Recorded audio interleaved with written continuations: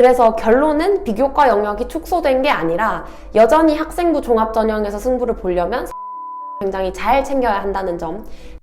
여러분 안녕하세요, 문영쌤입니다. 오늘의 주제는 올해 학종은 어떤 학생들이 붙었는가입니다.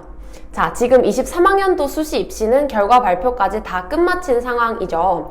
근데 아무래도 공식적인 입시 결과는 올해 여름이 되어야 확인할 수가 있어요. 근데 여름까지 기다리기 너무 좀 멀잖아요. 그래서 그 전에 제가 직접 올해 만나뵀던 학생들의 후기를 통해 올해는 어떤 학생들이 학종에 잘 붙었는지, 학종 선발 경향성이 어떻게 됐는지 사례를 통해 살펴보고자 합니다. 그래서 결과적으로는 여러분들이 올해 학종을 준비하실 때도 어떤 포인트들을 위주로 준비하면 좋을지 결론을 내보면 좋을 것 같아요. 그럼 같이 가보실까요? 고고링! 자, 첫 번째 주요 포인트는 생활기록부의 중요성입니다. 여러분, 24학년도부터 수시에서 비교과 영역이 축소된다는 얘기 굉장히 많이 들으셨죠? 결론부터 말씀드리자면 수시에서 이 비교과 영역은 축소되지 않았습니다.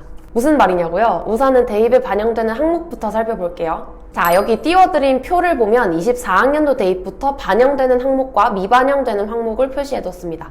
빨간색으로 표시된 부분이 미반영 항목이고요.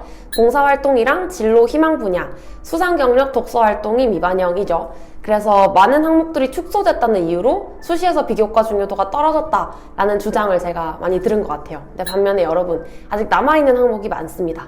여러분, 이 정도 항목에 이 정도 글자 수면 입학사정관분들이 여러분들의 역량을 평가하기에 충분한 자료로 활용될 수 있습니다. 만약에 수시 전형이 교과 전형으로 다 획일화되었다면 비교과 영역이 축소된 게 맞아요.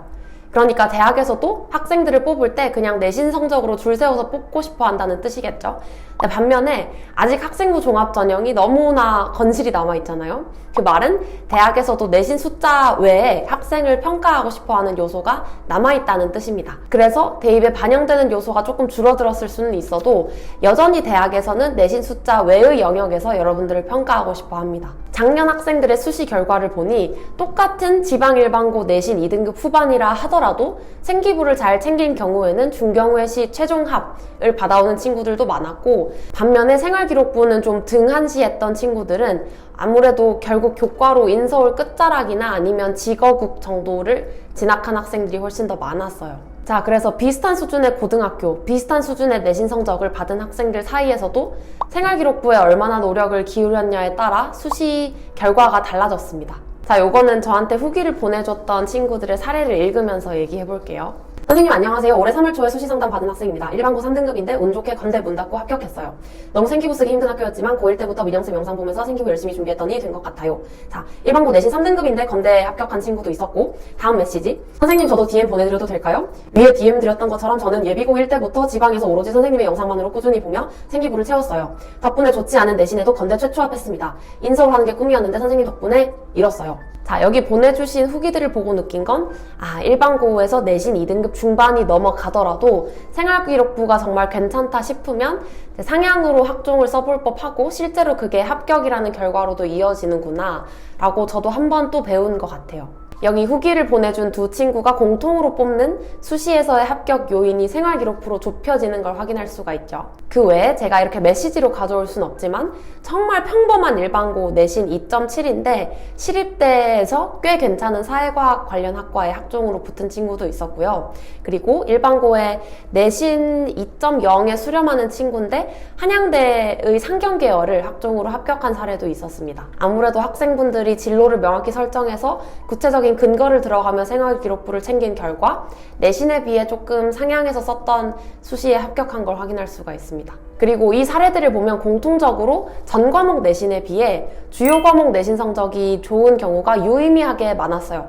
그러니까 뭐 예를 들어서 문과의 경우 전 과목 내신은 2.0인데 국수 영사로 하면 1.7이라거나, 아니면 이과의 경우 전 과목은 3.0인데 국수 영과로 하면 2.5라거나, 이렇게 주요 과목 내신이 좋은 경우에 학종에서 좋은 결과를 받는 빈도수가 조금 더 많았습니다. 그래서 결론은 비교과 영역이 축소된 게 아니라 여전히 학생부 종합전형에서 승부를 보려면 생활기록부를 굉장히 잘 챙겨야 한다는 점, 그리고 실제로 생기부에 힘을 쏟았던 학생들이 합격이라는 결과를 받아왔다는 점입니다. 그 다음에 두 번째 포인트는 학종 챙기기 어려운 학교여도 생기부를 어떻게든 열심히 챙겨보자 입니다. 우리가 흔히 생각하는 학종으로 잘 못 보내는 학교 있죠. 뭐 예를 들어서 생기부에 쓰고 싶은 내용을 가지고 갔을 때 잘 반영해주지 않는 선생님이 많으시다거나 하는 학교들에서도 종종 합격 소식을 들을 수가 있었어요. 이것도 사례를 같이 한번 봅시다. 민영쌤 덕분에 한양대 학종 붙었어요. 연구TV랑 유니브랑 쌤 채널 보면서 경북 구미 학종으로 절대 잘 못 가는 지방 일반고에서 민영쌤이 뻘짓이라고 하는 부분들 다 캐치해서 수정하고 수상 부분이나 세특 쓸 때 너무 도움 많이 받아서 민영쌤이 없었다면 제 한양대 합격도 없었습니다. 자, 이 친구도 일반적으로 학종을 많이 보내는 고등학교 소속은 아니었던 것 같아요. 그죠? 근데도 학종으로 한양대를 붙은 걸 보면 소속된 고등학교랑 무관하게 어느 정도 노력해볼 여지가 있겠다라는 걸 느낄 수가 있죠. 물론 어느 학교에 다니냐에 따라 학종 준비 난이도가 정말 달라요. 여러분 아시죠? 다만 이 후기를 보내준 학생처럼 설령 내가 속한 고등학교에서 학종을 많이 못 갔다고 한들 포기할 이유는 없는 것 같아요. 스스로 수정하고 싶은 내용을 계속 고민해서 반영하려고 노력하면 그 어려운 환경에서도 결국 합격하는 극소수 사례의 주인공이 여러분이 될 수도 있습니다. 더군다나 지금은 고교 블라인드 시행 중이잖아요. 이렇게 의외의 학교에서도 노력하면 가끔씩 합격 사례가 나오기 딱 좋은 구조가 지금이라고 저는 생각해요. 그래서 여러분들 학종 챙기기 좀 어려운 학교에 있다 하더라도 포기하지 않고 저에게 이렇게 후기를 보내주는 내년 사례가 되시길 바라겠습니다. 그리고 반대로 뒤집어서 일반고뿐만이 아니더라도 특목고에서도 이 생활기록부가 굉장히 중요합니다. 고교 블라인드가 시행된 이후로 예전만큼 특목고 출신이라고 해서 무조건적으로 잘 뽑아주고 많이 뽑아주는 분위기는 없어지긴 했어요. 한양대나 경희대 등 인서울 주요 대학들의 선발 경향성을 보면 물론 여전히 특목 선호가 남아있긴 하지만 요즘은 일반고 학생들도 확실히 좀 뽑으려고 한다는 게 체감이 될 정도로 일반고 합격 사례도 많이 발견되고 있습니다. 외고 내신 4등급이라고 과고 내신 6등급이라고 서성안을 그냥 붙고 하던 시절은 이제 아니라는 뜻이죠. 다만 특목고는 확실히 본인 의지가 있다면 생활기록부를 갖고 나가기 좋은 환경을 갖추고 있습니다. 그리고 이 환경과 기회를 얼마나 잘 활용하느냐에 따라 학종 결과가 나뉘겠죠. 작년에 만났던 외고 학생들 중에 내신이 4등급에 수렴하는 친구들이 꽤 있었는데 이 친구들의 선배 입결을 보면 그래도 서성한 이상은 좀 어려운 내신이긴 했어요. 근데 그럼에도 학종으로 또 올해는 붙는 경우가 종종 있었습니다. 그리고 내신 4.5가 넘어가도 건대 동국대를 붙는 경우도 있고 그래서 이렇게 합격한 친구들의 공통점을 보면 자신이 목표하는 학과로 생활기록부 내용을 2, 3학년이 갈수록 좀 좁히고 그리고 그에 맞는 확실히 차별화된 심층성 있는 내용으로 생활기록부를 구성한 점을 발견할 수 있었어요. 사실 땡땡학과는 학교 작년 입결도 대교협에 전화해서 물어봐도 성적만 보면 전 안 될 게 분명했는데 결국 비교과로 뚫어서 저도 엄마도 선생님께 너무 감사하고 있답니다. 라는 메시지도 있죠. 예년에 못 붙었던 내신을 극복하고 붙었던 학생들도 올해 좀 있었다. 그래서 비교과가 마냥 축소되는 분위기는 아니고 두드러지는 학생이 있으면 여전히 선발을 하는 것 같다가 올해 학종을 보면서 제가 느낀 점입니다.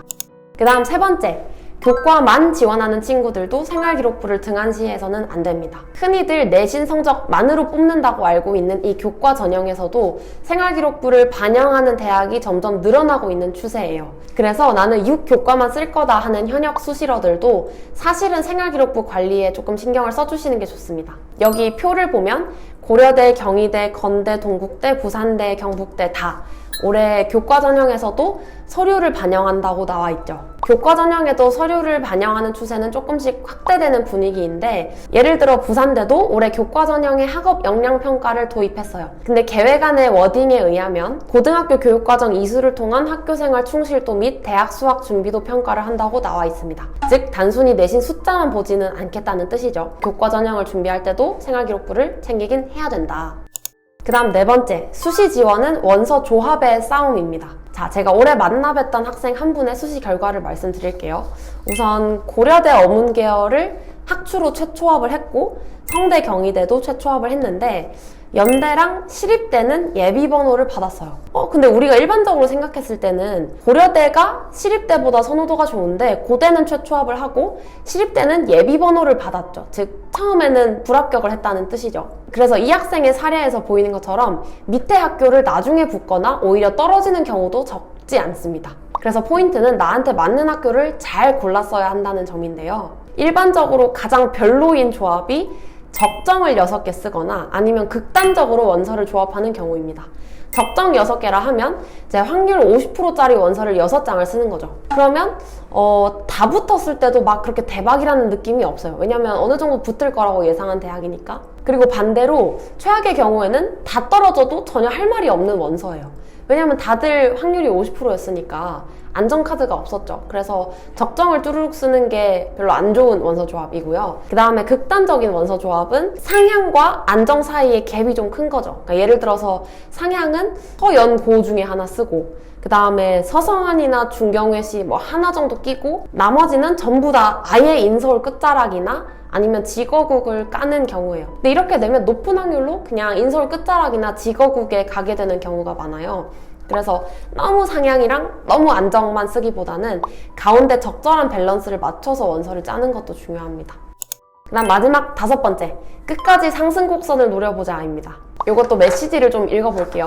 선생님 유튜브 보면서 1학년 때 버렸던 내신을 2, 3학년 때 극적으로 끌어올리면서 고려대학교를 붙을 수 있었습니다. 저도 민영쌤 유튜브 덕분에 1학년 1학기 처음 받은 3등급 이후로 상승 곡선을 쌓아야겠다 생각하고 한 번도 떨어지지 않고 마지막에 1.2까지 올려 중대 경영, 경희대 경영, 건대 경영에 붙게 되었습니다. 여기까지만 읽을게요. 일단 이 친구 둘은 이제 본인이 꼽는 수시 합격의 이유가 상승 곡선이죠. 근데 제 생각에는 실질적으로 상승 곡선 때문에 붙었냐는 중요하지 않은 것 같아요. 이 두 친구의 경우 상승 곡선이랑 상관없이 붙었을 수 있죠. 아니면 정말 생활기록부 내용이 좋아서 붙었을 수도 있고, 이유야 다양한데 만약에 이 친구들이 상승 곡선을 목표로 삼지 않았다면 1학년 때 처음 받았던 그 내신 3등급, 그게 총 내신이었을 확률이 높아요. 그냥 3년 내내 3등급을 받았겠죠. 그러면 총 내신 3등급을 들고 지원할 수 있는 대학의 범위가 당연히 훨씬 더 좁았을 거예요. 더 낮은 대학이기도 했을 거고. 그래서 어찌됐든 이 친구가 3등급에 머무르지 않으려고 노력했기 때문에 총 내신 평점이 좀 좋아져서 윗대학들을 지원할 수 있게 됐고 결국은 합격을 했던 거죠. 그래서 제 생각에는